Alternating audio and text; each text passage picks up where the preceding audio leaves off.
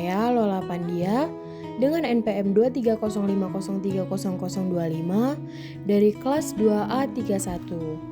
Hari ini kita akan membahas materi kita yang berjudulkan Studi Kasus dengan Simulasi Interaktif Manajemen Kelas. Di sini, pertama-tama kita akan membahas tentang pengertian manajemen kelas inklusif. Manajemen kelas inklusif adalah upaya guru dalam mengatur proses pembelajaran, lingkungan kelas, interaksi peserta didik, serta strategi pengajaran agar semua siswa termasuk siswa berkebutuhan khusus dapat belajar secara optimal tanpa diskriminasi.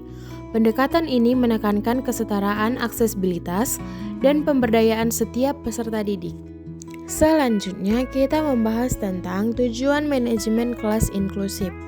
Yang pertama, menciptakan lingkungan belajar yang aman, nyaman, dan ramah bagi semua siswa. Yang kedua, mengakomodasi perbedaan kemampuan, gaya belajar, dan kebutuhan khusus siswa. Yang ketiga, memfasilitasi interaksi sosial yang positif antar siswa. Yang keempat, mengembangkan keterlibatan aktif siswa dalam pembelajaran. Dan yang terakhir, menumbuhkan sikap empati, toleransi, dan penerimaan terhadap keberagaman. Di slide selanjutnya kita membahas mengenai prinsip utama manajemen kelas inklusif. Di sini terdapat 5 prinsip, yaitu yang pertama, keadilan atau equity, perlakuan setara sesuai kebutuhan masing-masing.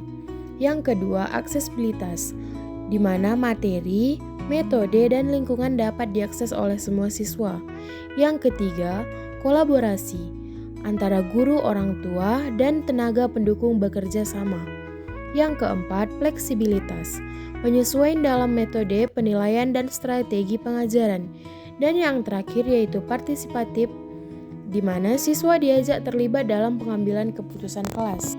Pada bagian selanjutnya, kita akan membahas mengenai studi kasus manajemen kelas inklusif.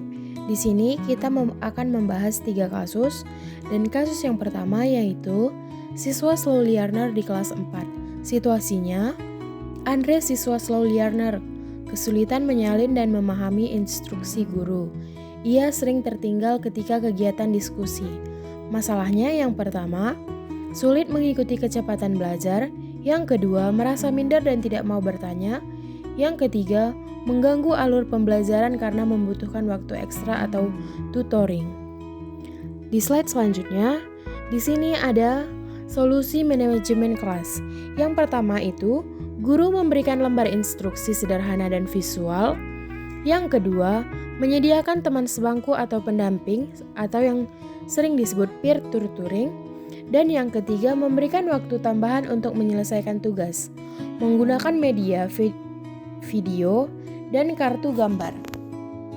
Selanjutnya, kita membahas kasus yang kedua yaitu siswa ADHD yang aktif berlebih. Situasinya, Dika adalah seorang siswa ADHD kelas 5, sering berjalan-jalan di kelas dan bersuara tanpa izin, mengganggu konsentrasi teman-temannya. Dan di sini solusi manajemen kelasnya yang pertama, menetapkan aturan kelas yang jelas dan konsisten.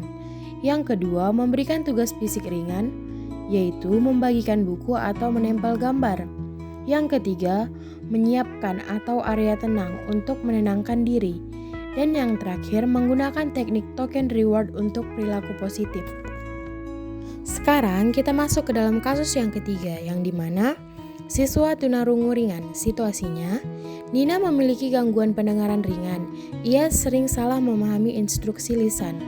Solusi untuk manajemen kelasnya yang pertama, guru menggunakan penjelasan visual, gestur, dan tulisan di papan. Yang kedua, menempatkan Nina di barisan paling depan. Yang ketiga, memastikan kontak mata sebelum berbicara. Dan yang terakhir, teman kelompok membantu mengulang penjelasan gurunya. Setelah membahas kasus, sekarang kita masuk ke dalam simulasi interaktif manajemen kelas. Di sini kita membahas 3 simulasi. Simulasi yang pertama, penataan ruang kelas inklusif. Tujuannya, mengatur posisi meja kursi agar inklusif dan aksesibel. Langkah simulasinya yang pertama, peserta dibagi menjadi 3 kelompok. Yang kedua, setiap kelompok diberi skenario siswa yang berbeda atau ABK fisik, slow learner, dan ADHD. Yang ketiga, Kelompok menyusun layout kelas menggunakan yang pertama, potongan kertas, yang kedua, papan magnet atau yang terakhir, aplikasi interaktif misalnya Jamboard. Dan yang keempat, kita membahas kelompok lain menilai apakah susunan tersebut inklusif. Selanjutnya, kita masuk ke dalam simulasi yang kedua, yaitu role-playing interaksi guru dan siswa. Tujuannya melatih komunikasi efektif dengan siswa berkebutuhan khusus. Langkahnya ada 3. Yang pertama, salah satu peserta berperan sebagai siswa ABK, misalnya autisme, ADHD, atau tunarungu. Yang kedua, guru mencoba memberi instruksi, menangani perilaku, melakukan pendampingan. Dan yang terakhir, peserta lain mengamati dan memberikan umpan balik. Sekarang kita masuk ke dalam simulasi yang ketiga atau simulasi yang terakhir, di mana penyelesaian konflik sosial di kelas inklusif. Situasinya, siswa reguler mengajak siswa ABK karena berbeda. Kegiatan simulasi yang dilakukan, yang pertama, guru memfasilitasi diskusi pendek antar siswa atau role play. Yang kedua, menggunakan pendekatan restoratif praktik, yaitu di mana apa masalahnya, apa dampaknya, dan bagaimana memperbaikinya. Dan yang terakhir, yang ketiga, guru menekankan nilai empati dan anti-bullying.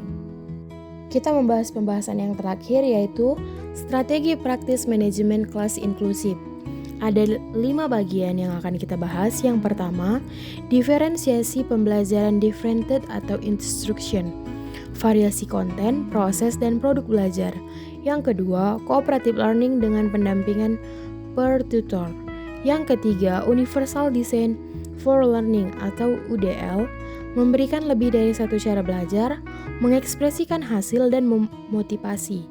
Yang keempat, penilaian autentik dan penyelesaian nilai, observasi proyek, portofolio, penyesuaian waktu atau format. Dan yang terakhir, komunikasi dengan orang tua dan tim ahli. Nah, setelah memahami semua materi-materi yang telah kita pelajari, kita mendapatkan kesimpulan. Studi kasus dan simulasi interaktif membantu guru memahami bahwa manajemen kelas inklusif bukan hanya memadai secara teori, tetapi harus dipraktikkan melalui strategi konkret dan penyesuaian nyata. Dengan latihan simulatif, guru dapat, yang pertama, lebih peka terhadap kebutuhan siswa, yang kedua, lebih siap menghadapi dinamika kelas, dan yang terakhir, lebih efektif menciptakan pembelajaran yang ramah dan inklusif bagi semua peserta didik. Sekian materi kita hari ini, semoga materi ini dapat bermanfaat bagi kita semua. Sekian, dan terima kasih.